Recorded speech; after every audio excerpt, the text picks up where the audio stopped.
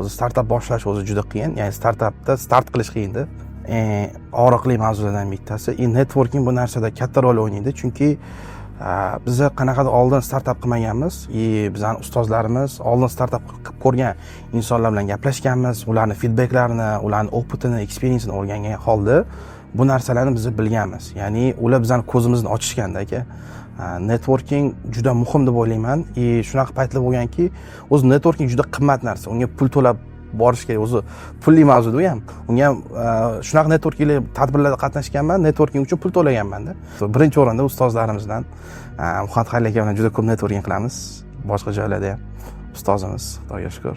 Bizani to'g'ri yo'lga boshlaganlar. Bizani startap qila olishimizga ishontirgan odam o'sha kishi. Ya'ni bizada o'sha visionni yaratgan inson degan bo'ladi.